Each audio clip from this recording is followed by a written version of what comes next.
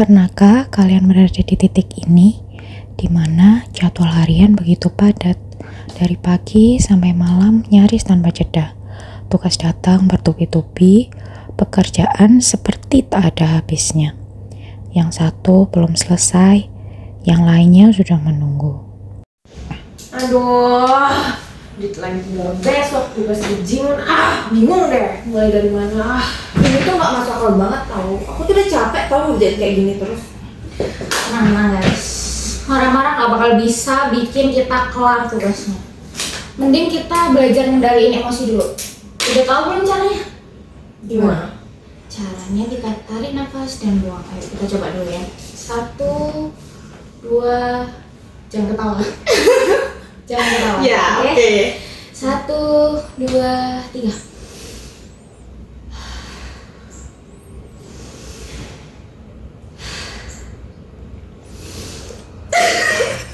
Ketawa mulu, tapi udah happy kan? Udah gak pusing kan? Udah aman kan? Kayaknya aku aja yang terlalu panik, jadi kayak ya heboh sendiri gitu. Ya aku juga Thank you loh, Ega. emosi sih tadi karena panik. Tapi makasih loh. Gak apa-apa guys, kalau kita lagi stres tuh, panik tuh pasti adalah hal pertama. Tapi kita harus bisa kontrol itu, oke? Yuk kita kerjain bareng tugas kita, yuk. Karena yang penting bukan hanya menyelesaikan tugasnya, tapi kita juga harus tetap menjaga diri secara utuh saat kita menjalaninya. Tidak apa untuk berhenti sejenak, tidak apa untuk melambat. Tarik nafas kembali, tatap kembali apa yang ada di depan, lalu mulai dengan hal kecil, dan ingat, kita tidak sendirian. Ada cara yang sederhana yang sering kita lupakan, yaitu cerita ke teman. Coba duduk sebentar, ajak ngobrol rekan kerja atau teman yang kamu percaya. Ceritakan apa yang kamu rasakan. Kadang kita nggak butuh solusi, kita cuma butuh didengar. Lewat diskusi kecil itu, kita bisa dapat sudut pandang baru. Dan dari sana akan muncul rasa, aku gak sendirian. Tertawa bersama, saling menguatkan, atau sekadar mendengar kalimat tenang, kamu bisa kok. Itu semua bisa jadi penawar lelah yang tak terlihat. Kadang kekuatan justru datang dari keberanian untuk berbagi. Selain ngobrol dengan teman, ada salah satu cara sederhana lain yang ternyata cukup ampuh untuk meredakan stres, yaitu bersih-bersih. Ya, aktivitas yang kelihatannya sepele ini bisa bantu kita merasa lebih tenang dan terkendali. Menurut penelitian, otak kita sebenarnya terganggu oleh kekacauan visual di sekitar kita. Semakin berantakan meja, ruangan atau lingkungan kerja, semakin sulit kita fokus dan semakin tinggi tingkat stresnya.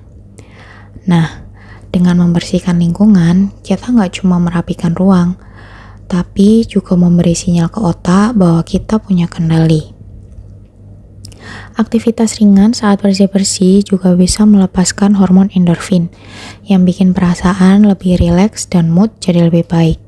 Jadi, saat stres mulai datang dan pikiran terasa sumpek, coba deh rapikan meja kerja, sapu ruangan, atau atur ulang tumpukan dokumen. Siapa tahu setelah itu bukan hanya ruangan yang bersih, tapi pikiran kita juga akan ikut plong. Yuk, jangan lupa bersih-bersih. Bela negara bukan hanya soal angkat senjata. Nilai bela negara juga determin dari kemampuan awal diri kita, yaitu memiliki kecerdasan emosional, spiritual, dan intelektual.